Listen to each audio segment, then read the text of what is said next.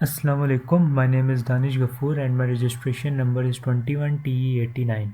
आज हम DSP के लैब 2 परफॉर्म करेंगे। सबसे पहले टास्क 1 की तरफ चलें तो इसमें हमें 3 वेरिएबल्स गिवन है N0, N1 एंड N2।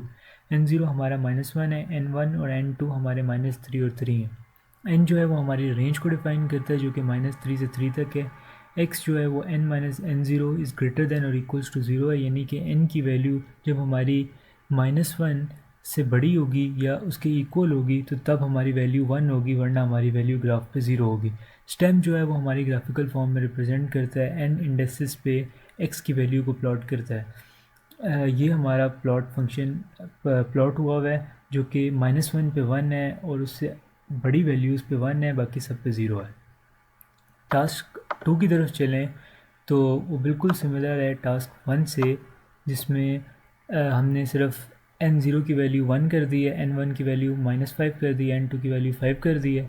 इसमें हमने चेंजिंग सिर्फ ये की है कि हमने N-N0 इज़ इक्वल टू 0 कर दिया है, यानी कि हमारी N की वैल्यू जब भी हमारी N0 की वैल्यू की इक्वल होगी सिर्फ तब वैल्यू 1 होगी, वरना हमारी वैल्यू 0 होगी। यानी कि यहाँ पे 1 पे हमारा 1 है और बाकी सब पे 0 है।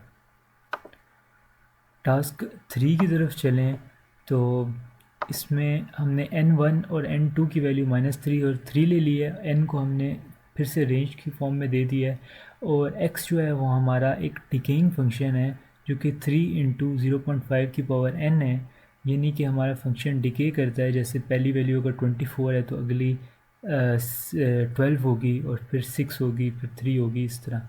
स्टेम अगेन हमारी उसको प्लॉट करने के लिए यूज़ होता है।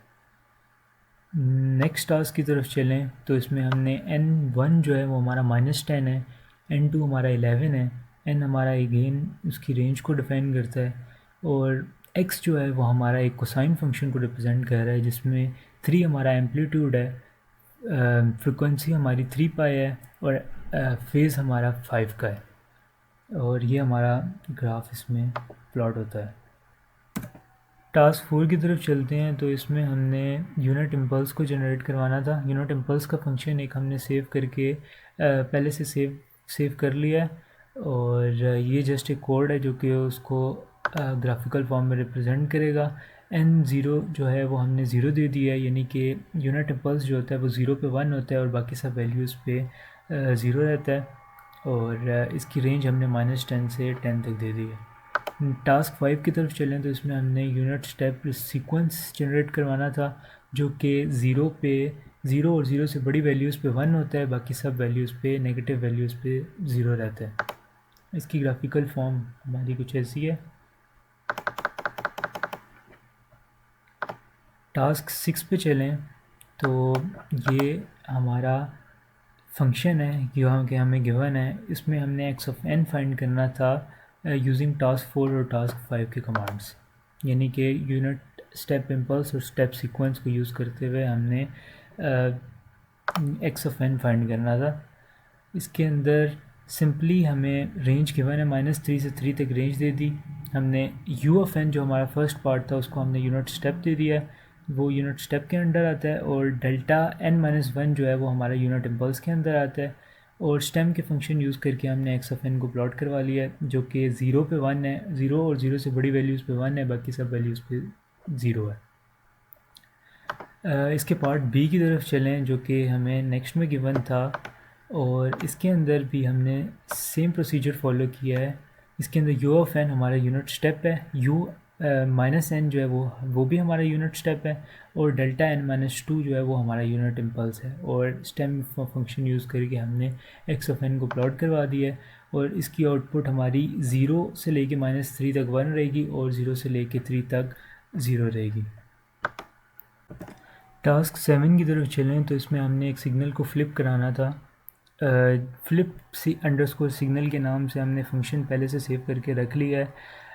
इस कोड के अंदर हमने एक सिग्नल को डिफ़ाइन कर दिया जो कि 1 2 3 4 5 तक जाता है और सब प्लॉट की कमांड यूज़ करके हमने नंबर ऑफ़ रोज़ और कॉलम्स डिफ़ाइन कर दिए और फिगर 1 फिगर 2 के फॉर्म में दे दिया है, जो कि हमने पिछले लैब 1 में डिस्कस किए थे। फ्लिप सिग्नल ओरिजिनल सिग्नल का बिल्कुल ऑपोजिट है, यानी कि 5 पे पीक वैल्यू थी तो हमारी 1 पे पीक वैल्यू आएगी और फिर वो कम कम होती जाएगी। टास्क 8 की तरफ चलें तो उसमें हमने सिग्नल को स्केल कराना था, बाकी सब कुछ सेम रहेगा, सिर्फ हमने स्केलिंग फैक्टर बता दिया जो कि 0.5 है, यानी कि 0.5 की फिगर से वो स्केल होता जाएगा। बाकी सब कुछ जो फंक्शन था वही हमारा काम करेगा। टास्क 9 की तरफ चलें तो इसमें हमने सिग्नल को शिफ्ट कराना था और इसके अंदर हमने स्केलिंग फैक्टर की जगह शिफ्ट अमाउंट आ गया है, जो कि हमारा शिफ्ट को बताएगा कि कितने से हमारा सिग्नल शिफ्ट कर रहा है, और बाकी सब कुछ हमारा सेम ही रहेगा। टास्क 10 की तरफ चलें तो इसमें हमने ज़ीरो ऑर्डर होल्ड को अप्लाई करना था एक कॉन्टीन्यूस टाइम सिग्नल के ऊपर।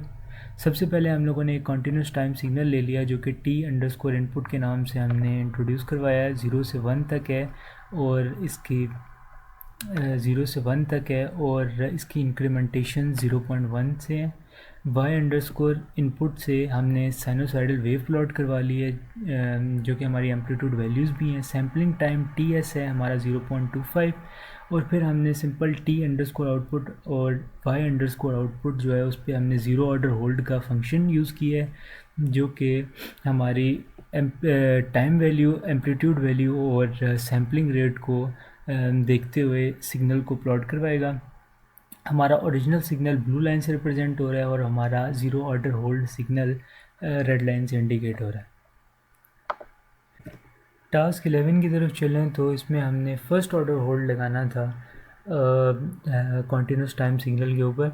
बाकी सब कुछ सिमिलर है पिछले कोड की तरह, जैसे कि 0 से 1 तक हमने एक कॉन्टीन्यूस टाइम सिग्नल ले लिया जो कि 0.1 की इंक्रीमेंटेशन के साथ आएगा।